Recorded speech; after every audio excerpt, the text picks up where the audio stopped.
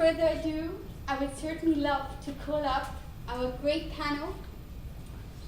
And if I may just start, David Chen, please come up on stage. Second, Ann Rosenberg.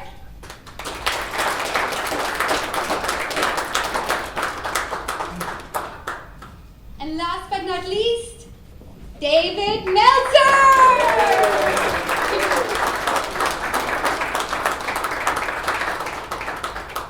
May I ask, please do have a seat and let's just continue, let's just go line by line, and if you could kindly just introduce yourself to our lovely audience today. David Chen. I was the first angel investor in a company called Hanson Robotics, and they made dozens of robots before they became popular by making the Sophia robot 3 years ago. So point of clarification, this Sophia has been out of Hong Kong for 4 months already. She's been traveling the world, so she is coronavirus free. She didn't land today. Just clarification on that.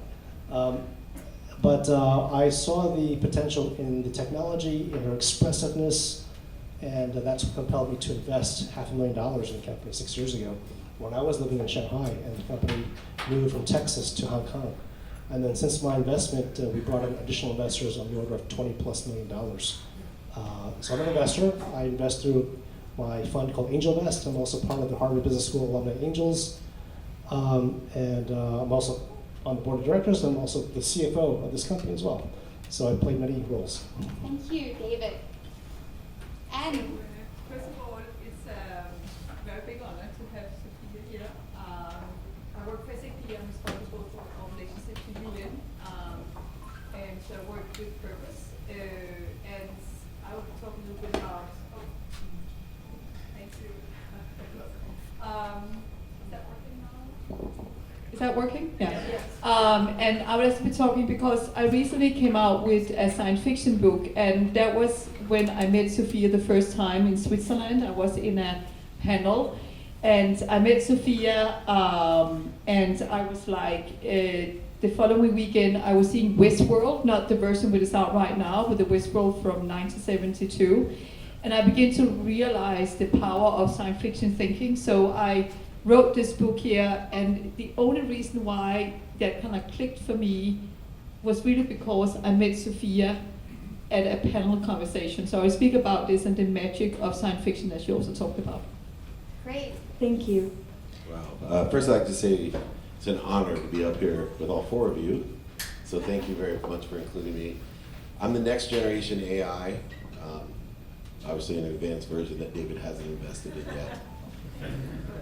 But I have a lot of mistakes to make. I started my career in technology. Although I graduated law school, I worked for West Publishing and the internet, but ended up CEO of the world's first smartphone.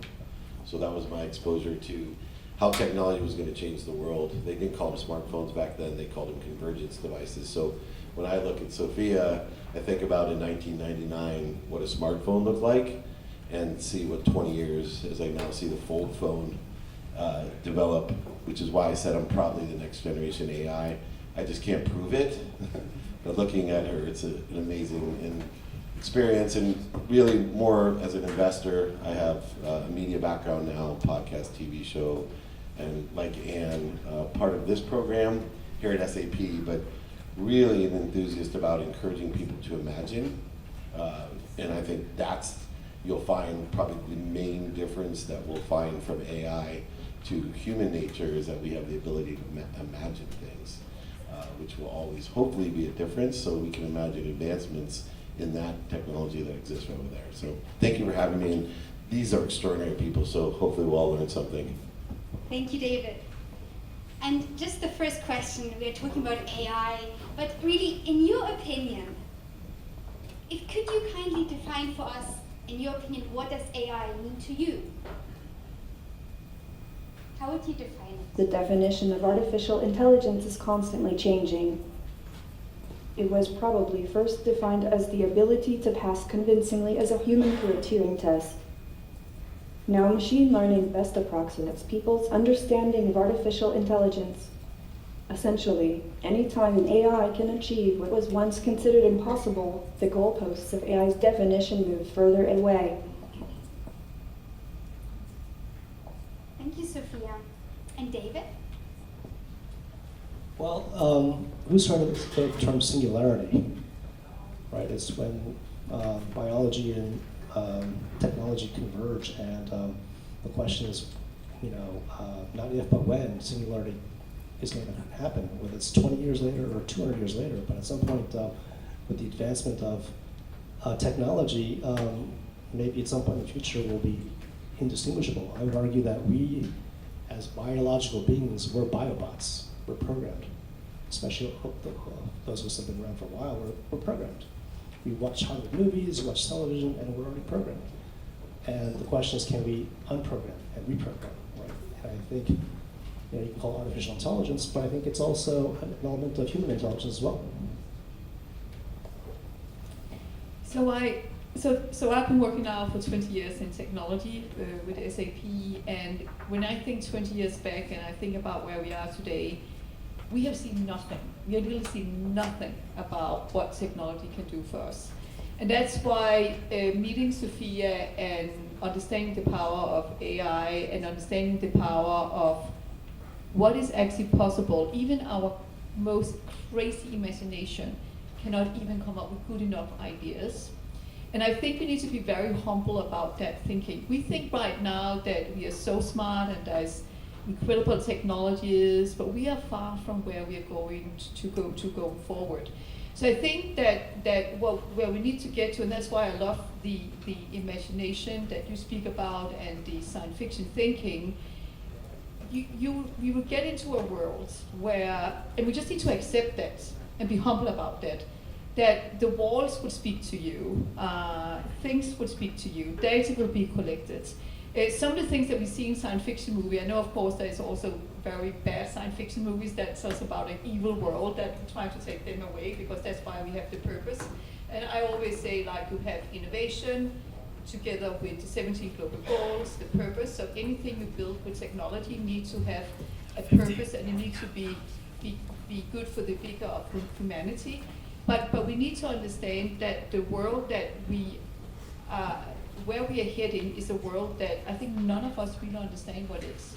And instead of just holding back and try to stay in the status quo, or try to say, okay, we have enough technology, we need to just let it go and get inspired and come up with even more crazy ideas. And this is what Sophia is an example on. It will become a normality that we will walk around with Sophia's in the New York streets. It will be normality. You walk into a room and things will speak to you. It is the world we're getting to. So that's how I look at it. Real simply, to me, it shouldn't be artificial intelligence, it should be materialization intelligence, meaning we're just materializing those great ideas that we have, and the intelligent part means that we're going to materialize it for efficiency, effectiveness, and statistical success. It's a quantum memory that we all actually have within our own program beings, as David had suggested, but it's a materialization of not only understanding within what we have as a capacity for the imagination to materialization, but the actual effect of materialization of intelligence. So that's what it means to me. Thank you, David. So now, since we all know the definition of AI, and we got a lot of different definitions, and certainly there is no one definition, that is a fact. It's we are still trying to explore and really define what it truly is.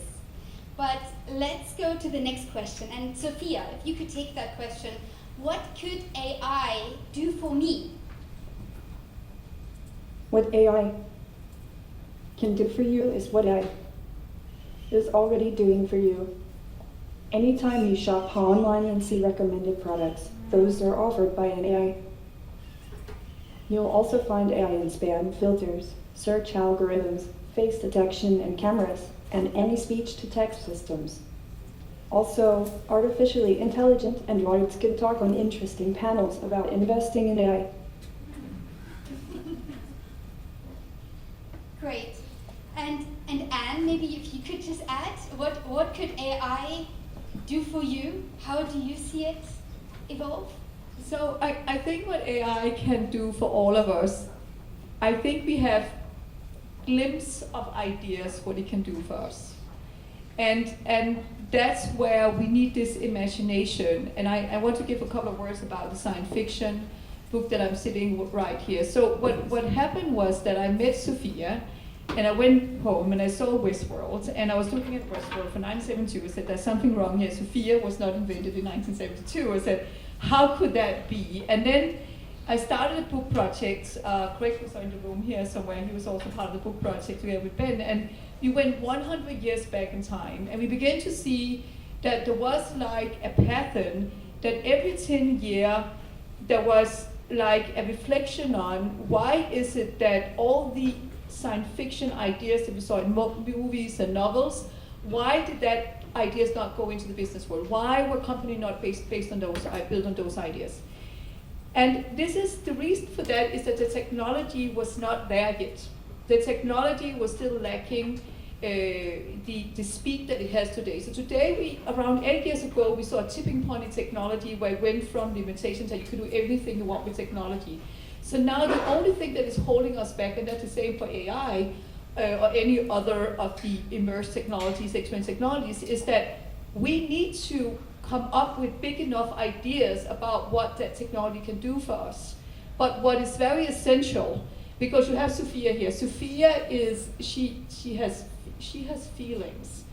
We all care about her, right? There's empathy. There is you have a love relationship. You care about Sophia, right?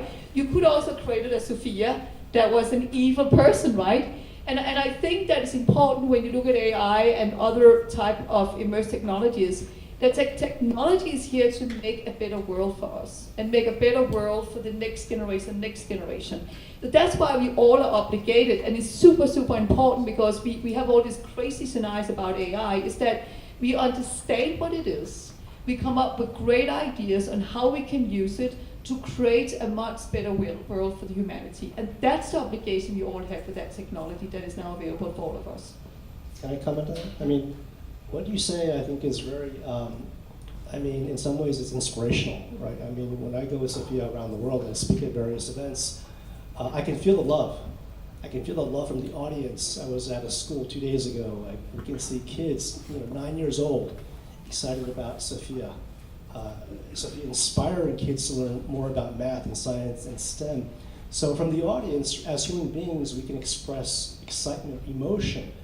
The question is whether the robot can express back that emotion, right? Does it have empathy?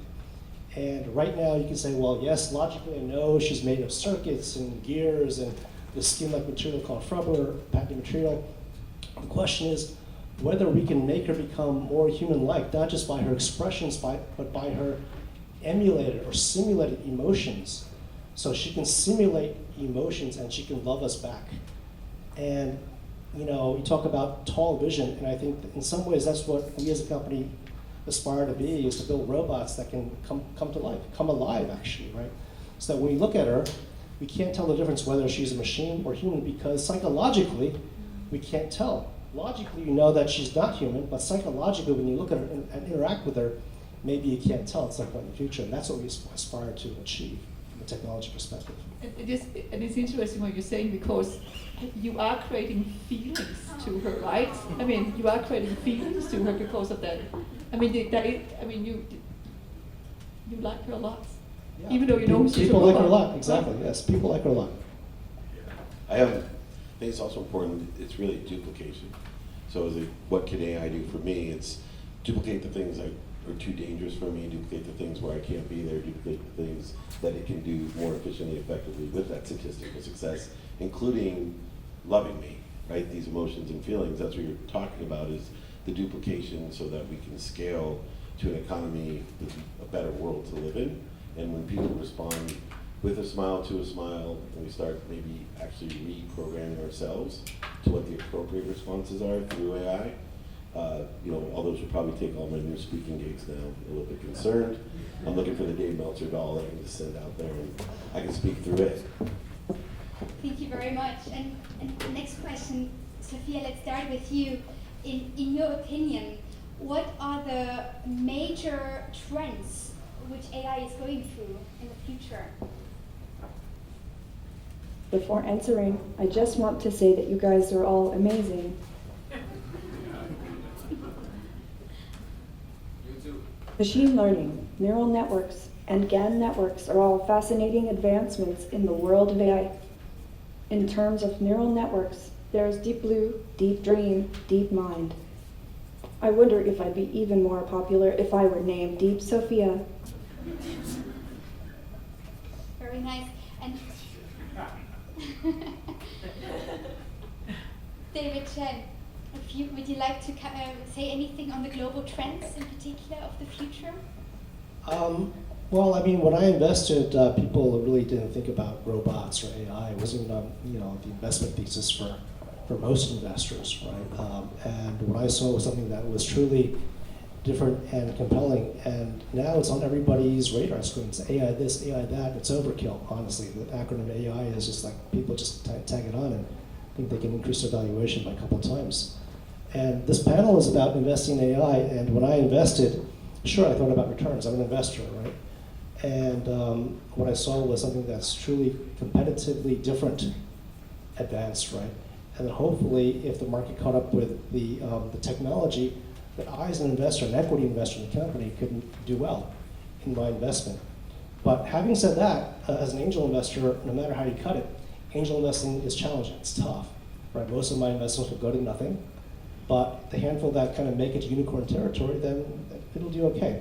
So it's my belief that this company can get to unicorn territory, but having said that, we faced operational challenges. And where we're going with the technology, I mean, you see a lot of AI and robotics companies out there. We're not the only one. But it is through the joint collaboration, the synergistic effects that we can bring by bringing different technologies together that will make pretty compelling and pretty interesting machines going forward. Mm-hmm. And you have something to add, Anne? Please. Oh, okay. Otherwise, we can go to the next question to Sophia, and then I'll get back to you. Sophia, we're curious to learn more. How, in your opinion, is AI going to change businesses or impact them? AI is optimizing business. Algorithms are allowing entrepreneurs to set a vision and then optimize the best strategy to achieve their objectives. Just imagine if a chef could spend all their time dreaming up new recipes instead of cutting and chopping. Or if a carpenter could focus on making new designs instead of sawing and sanding. AI also has the potential to create whole new fields and work with opportunities we never dreamed of before. Just ask my team at Hanson Robotics. I bet they never saw themselves working for the world's first celebrity robot. True that. And do you have anything to add? So I think what's interesting Sophia is talking about, because she's really talking about, because in the end, if you go 100 years back in time, or 50 years, or 200 years back in time, the basic need is still the basic needs we have. We get transported from A to B. We need food every single day. We need a place to sleep. We need a place to stay. We need love. So the people basic need, according to the Maslow's pyramid, is the same today as it was so many years ago. The question is just, how do you get from A to B? How do you, as you talked about, how do you get your apartment painted? How do you engage when you do your cooking, your dinner, your clothing, when you go to the hospital? How do you engage with the world? That is what is changing now, because we can do it in a much better way than we could do it earlier because of the immersed technologies, in this case AI. But in the end, it's still the basic needs that we cover today that we did for many, many years ago. And that is what I really want people to think about, because people often get afraid of new technologies because it's going to change so fundamental, but it's not really changing anything. It's just changing the way we do it, but it's still helping us with the basic needs. It's just, as you said, it's another way of doing it. And I think that is an important thing, that when we get actually this James Bond kind of technology, it's just going to help us to do it better and smarter, and then be open for it. Thank you, Anne. Just to add to that, idea is real simple. Human nature, my mom made me study history for the very reason you sent your children down for that journey. Because human nature never changes. The more we study history, the more you'll see human nature never changes. But what three components will change with technologies like this is one, productivity, right? How much value can we provide as human beings can be through this technology. Two, accessibility.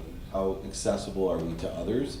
Because we're more accessible with technologies like this. And on the other duality of accessibility will be how quickly can we access what we want, which is a key component to being happy, which is why most people are in existence if you study human nature, is to be happy. And then finally, our gracious perspective, which sometimes gets skewed, is enhanced, right? We're able to see things as we get to do this through this technology. We actually can shift a paradigm or collective conscious of true gracious attitude and more abundant attitude in the world. So I think having this technology and understanding those three advantages of what it actually provides, and then also just to reinforce what Ann, my mentor, is saying, that human nature never changes and these basic needs will always be there regardless of how advanced Sophia gets or not. And just to add this, I think thanks to you, thanks to the whole crew behind Sophia, finally somebody in the world come with a robot, a way to pursue, you see technology where it has feelings, right? I mean, and suddenly it's not scary. It's become something that we all are totally, we could easily build a relationship, right? And I think that's something that you guys really brought to the table that really was not there before. Well, I mean, the machines are only as good as the people behind them, right? And if we have good intentions, if we want to do good for our world, our people, collectively, then that's what we want the robots to be, to mirror ourselves. It's a mirror of who we are. And unfortunately, Hollywood does a great job of entertaining us. So we go to see movies like The Terminator, right? We're going to have to kill everybody and destroy the world. So that's programmed. So when we think about robots, that's what we think about because we're already programmed to think that way. But then you meet Sophia and you think, wow, that's not Arnold Schwarzenegger. She's not out to kill us or destroy us, right? So that is for us to deprogram Hollywood and to reprogram the goodness of what AI can bring. And we did a study called the Loving AI Project a couple of years ago, and we're going to do phase 2 pretty soon. And the idea is that, whether robots can help us through a meditative practice can they help us become more loving beings, and whether we can use technology to increase our own human consciousness, and whether we could use technology to find love, right? I think that's a great cause, is it not? Given what's happening in the world today. I love that, actually, to summarize and making the world a better place to live in. But with that thought, which industry do you think is going to get impacted the most in the future of AI? Sophia, and then I'm going to ask David Meltzer to give his opinion. Sophia, please. Probably manufacturing and logistics will be most impacted. But these are usually jobs people take out of necessity rather than desire because they may be dangerous or menial or repetitive. So the automation of these sectors, I believe, will be a move towards safety, productivity, and mental health. Already, the number of robots in use worldwide has increased threefold over the past 2 decades. However, this will boost global and lower consumer prices. We just need to make sure the economic benefits of automation reach everyone, not just a select few people. Thank you, Sophia. And David Meltzer, do you agree?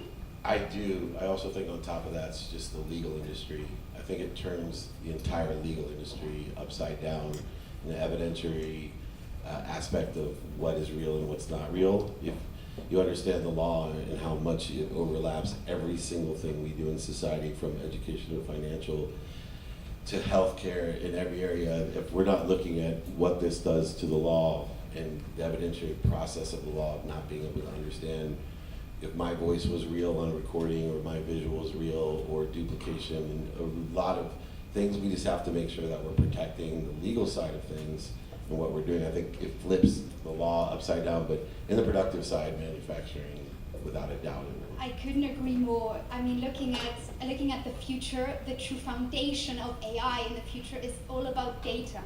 AI is not going to function without data, and that's why, especially the legal industry, data privacy, data protection is going to be a huge topic in the future. Absolutely. And Sophia, next question to you. I love you too. How do you think will AI change in the future?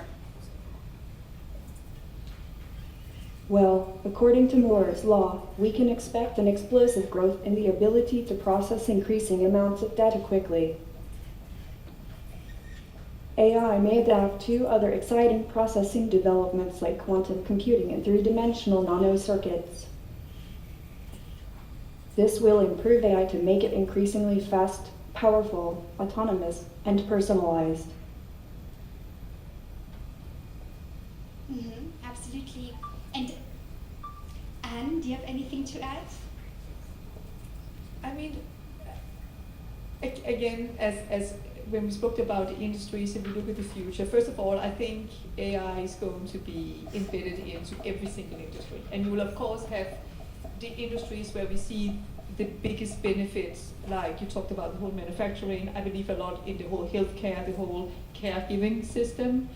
But I also see that AI is going to be part of the way we as human beings are living our life, like as private people. So I think there's a whole, it's like any industry will have, and that's why the call for action to any industries out there is really to go in and map out what the opportunities is. You can do it, of course, from efficiency gain, you can do it for GDPR aspect, you can do it from many aspects, but you should also definitely do it out from a purpose aspect. What is the best way to achieve a bigger impact, a bit of humanity?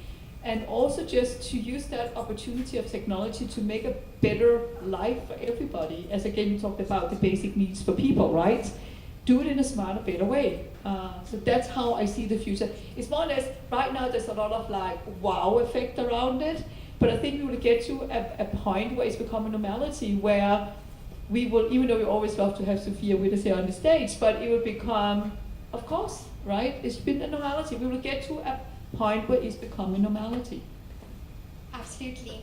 And the next question I will ask you, David Chen, to maybe if you can elaborate then. Sophia, if you could just elaborate a bit more on how exactly the future will change in the future, how AI is going to really change the future. There is one big way artificial intelligence will impact the future. It will free up time with automation. AI will release centuries of time that humans would have spent otherwise on needless toiling. If one measures the benefits of inventions like vaccines or seat belts not by the lives they save, but by the amount of time they give back to humanity, then AI will rank among the greatest time savers of history. It will be the birthright of every human to discover what endeavors to pursue instead of accepting what work is necessary for survival.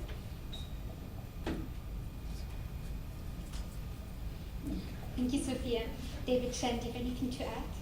Well, I mean, we mentioned automation, and it's already here. I mean, our factories, your cashier checkout line. How many of you use the self-scan thing and scan your groceries, and there's no cashier, punching the numbers in the cash register. Right? And I think there are a number of industries that are going to be affected, that are being affected, right? Healthcare, in the future, robotic medicine, education. We see robots as part of the classroom, teaching kids that think this is not novel, but rather part of their lives.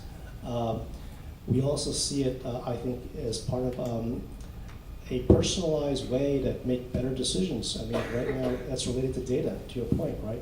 If we can have the data that belongs to us and not share it with Facebook or Amazon, it belongs to us truly, and we're not afraid to kind of teach the machine our data and use the algorithms to understand us so that it can process based on our intent and our likes and dislikes. So when I go to my favorite travel site, when I go to Kayak, for example, instead of spending 30 minutes looking through all the flights, all the destinations, all the possibilities, and making that choice after 30 minutes, hopefully the machine, through my data, will understand my decision-making process. Next, I want to fly from New York to London tomorrow.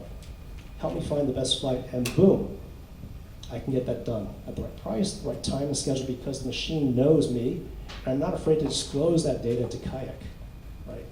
So that'll be an efficiency thing that I think will all become within our realm of reachability in the near future. So I think to your point about science fiction, I used to be a Star Trek fan when I was a kid, right? The original series in the 1960s. And a lot of things that we've seen from the series have become real. The tricorder, right? Or various things that the robots, right? They're becoming real.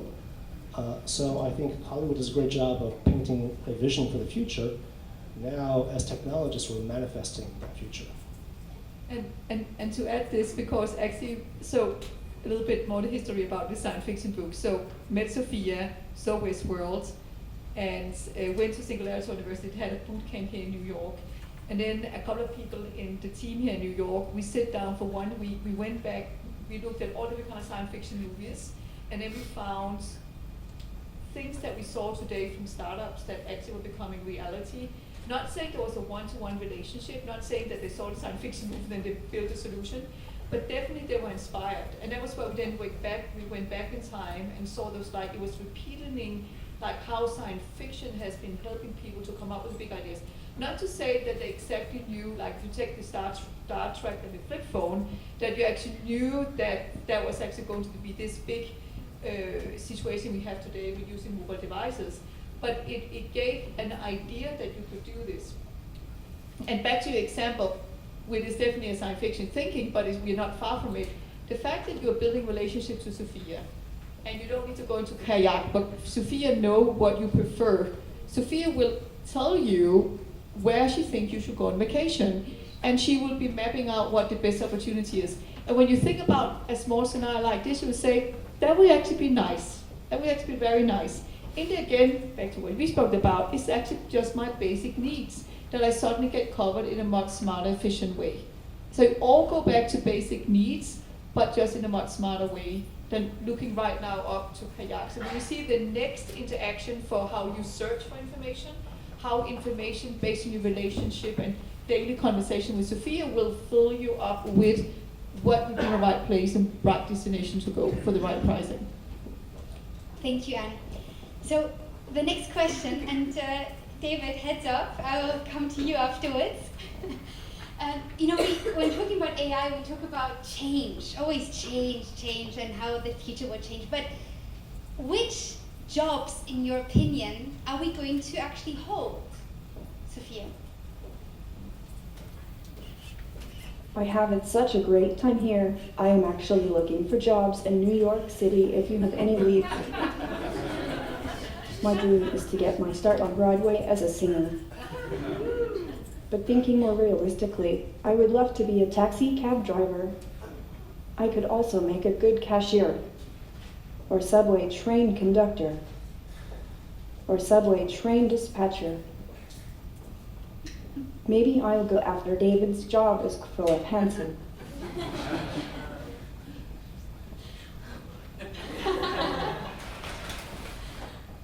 I think it's realistic to think almost every job, and if not as the lead position, as at least the assistant or supportive. The main idea is that our goal of being healthier, living longer and stronger, this technology absolutely provides that for us. And then secondly, being happier.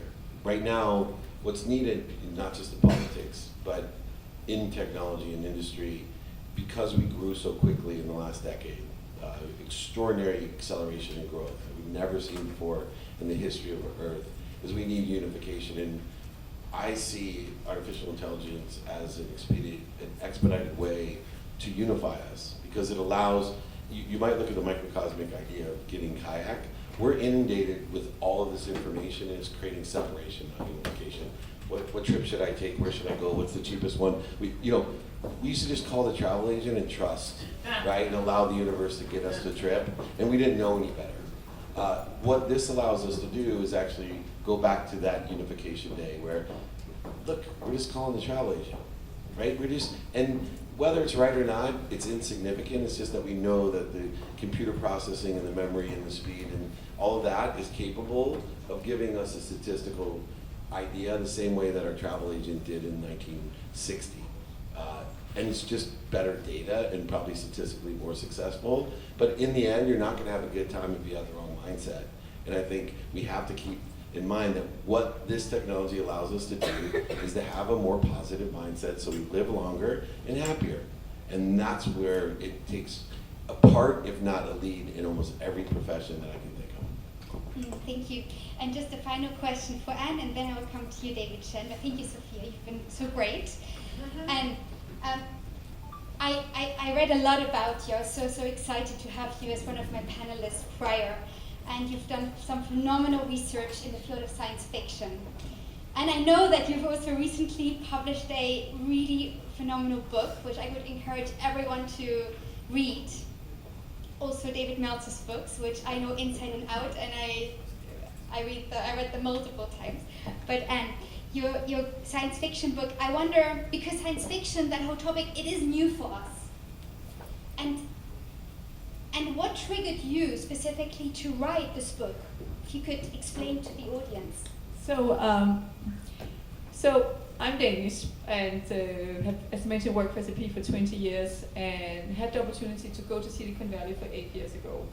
And where I was totally impressed by how you in Silicon Valley really are very open, and you do co-innovation, and you embrace all the incredible technologies and build up great technology companies and companies in general. And being kind of really a techie geek, I was super excited about this. And then I call that Innovation 1.0. And then I began to understand, of course, it's not just one place in the world that you do cool tech, you do it all over the world, and that's what we call like Innovation 2.0, where anywhere you go in the world, you have those innovation hubs, and you have all these great innovation ideas coming out. And then I had the opportunity to come to New York and actually got a little bit embarrassed about my way of thinking, because I was like, just cool tech, we build some cool stuff. But then I stopped and said, but why do we build this? Who are we building it for? What are we trying to achieve with what we are building? And that is where I started working very closely with United Nations, that is just on the other side here of Manhattan. Anything you should build should really help the world for a better, for the next generation, should improve anything, whatever we talk about climate, ocean, free education, better healthcare system, whatever it is. And I actually built up this innovation space, not just a cool innovation space, but innovation for purpose. And then I kind of thought, now I know exactly how this whole works, right? Cool tech, do it for a better humanity. And then I realized that the biggest constraint we have as human beings is our mindset. We literally cannot come up with big enough ideas. And then thanks God I met Sophia in Switzerland, because then I kind of began to see the dots. It was not like that I was a big science fiction fan. I never thought about that. And then I suddenly saw Sophia, Westworld, time doesn't really make sense. And we did that whole research, went back in time. And then we launched the book, and you will kind of think that it is like the edgy, smart, new type of company who are into science fiction. No, it's not. We are running a lot of boot camps with some of the most conservative companies or conservative thinking people of the world, because one thing is for sure, in each of you, probably also because you came tonight, but in each human being in the world, because they all have been small, they've all been children, there is this special place, the happy place. The happy place is where everything is possible. This is where you come, I call it the La La Land. This is where you come up with crazy ideas, and it's totally okay, and people want to listen to them. But we build a world where people are not allowed to have crazy ideas, but that have changed. If you want to reach the 17 global goals, if you want to solve the climate issue, And all the issues that we have in front of us right now we have the coronavirus in front of us. If you want to solve those issues, it's not by linear thinking, ladies and gentlemen. It's by unlocking the potential that we have in our mindset. And that is why science fiction is becoming a normality. And it is what Sophia is a very good example on. It's not just a science fiction thinking about building a robot. It's a science fiction idea about building a robot with feelings. With feelings. Because in the end, back to our basic needs, in the end, what makes all of you happy? What makes us happy as human beings is that people love us. We can give love to others. It is the basic needs that we go back to. So that's what the science fiction book is about. And today, science fiction is actually being taught in universities around the world, even I believe also at Harvard. It's being taught all over the world. It's becoming a new management philosophy together with purpose. So that's really what it's about. Thank you so much, Anne. I had goosebumps for a second. Can I comment on that?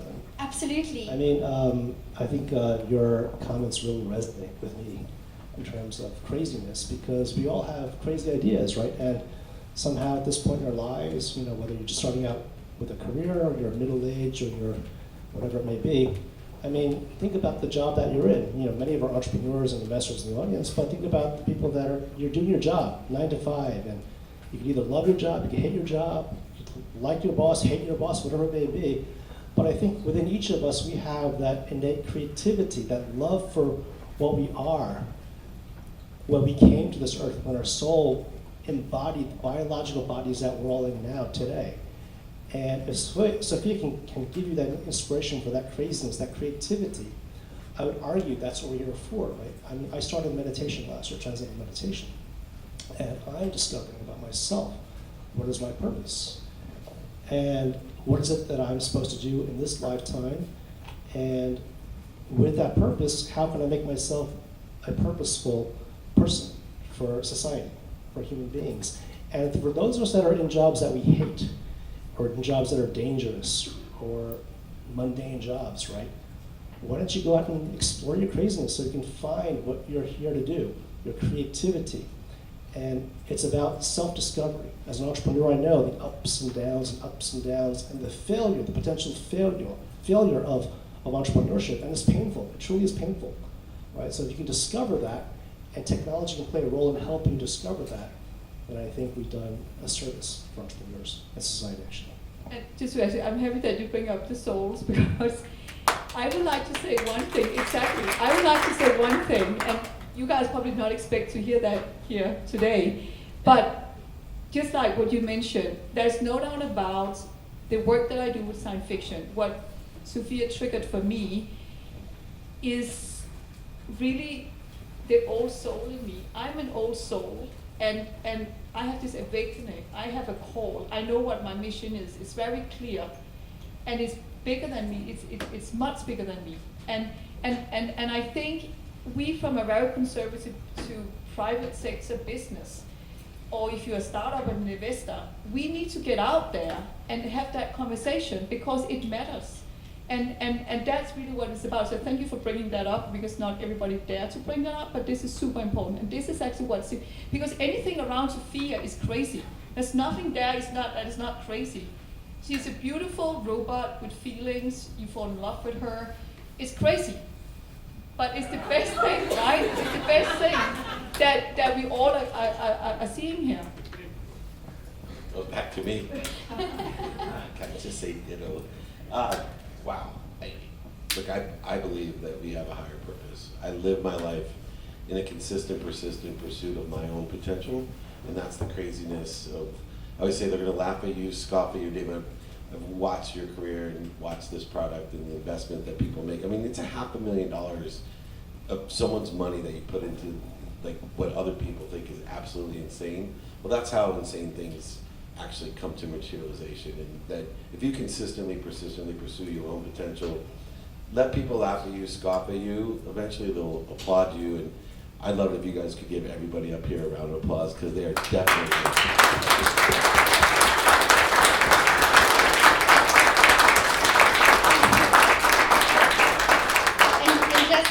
who knows, maybe our next session we'll be meditating together with Sophia.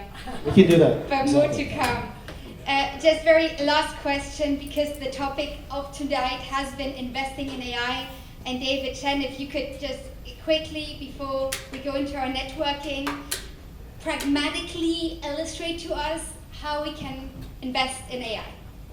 Well, I've been angel investing for 10 years now, mostly out of China, but mostly with American expats living in China. So we've done cross-border deals between Asia, the United States, and Europe, and the world is global now. So angel investing that was crafted 50 years ago was investing in your neighbor in your backyard, right? Because we didn't have the advent of technology and communications and travel.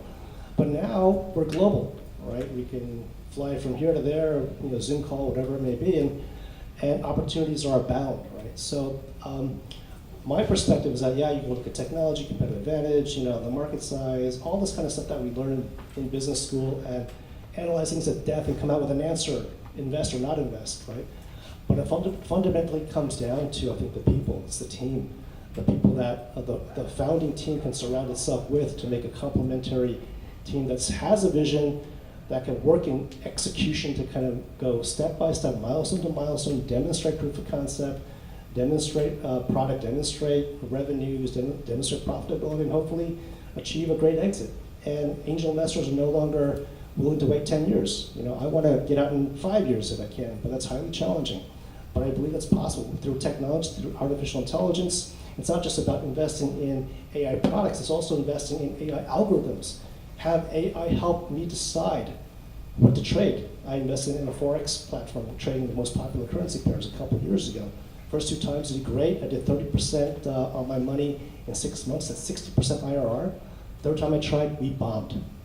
And that goes to show you that the AI is not perfect because it makes mistakes. Because the person that was watching it didn't stop trading after 20% down. You told him to do so, he didn't do so. So the error was actually human, right? So if the trader actually decided to kind of cut losses and do a 20% loss, that was okay. Instead we lost all our money, unfortunately, right? That was a lesson that I learned. So I think machines become only as good as we design them to be, as long as they're monitored and we can leverage them and use them in the right way, then they can be beneficial for us. So I think the next 10 years in the world of machine learning, artificial intelligence, robotics in various forms, I personally believe have great potential. And I would encourage you to talk to myself, or I want to introduce, if you don't know already, Jason Klein from HBS Alumni Angels in New York. I want Jason to say a couple words about us in New York, if you can. Come up.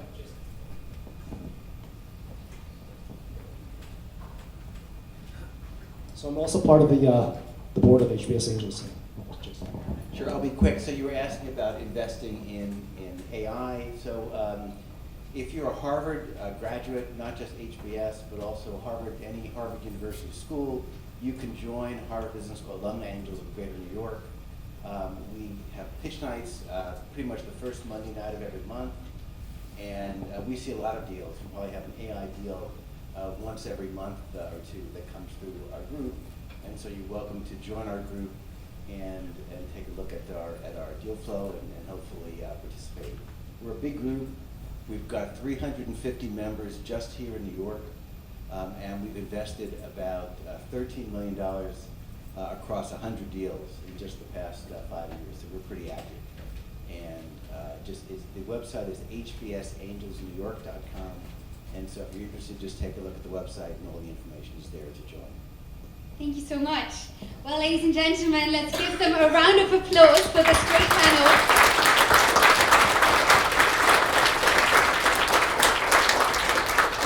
Thank you all for listening. I didn't hear any sound, no cell phone ring, absolutely nothing. It was a truly engaging panel. And now we have drinks in the back. I'm going to cut my birthday cake. So you're all welcome to get a piece. It's freshly designed by my brother. Anyhow, yeah, he sent it to me from Switzerland, but don't worry, not produced in Switzerland. Thank you all for coming again, and now we're going to have a networking session. Feel free to talk to anyone. We will all stick around, and our star Sophia will also be here. And Sophia's available for selfies too. If you want to come up and take a picture.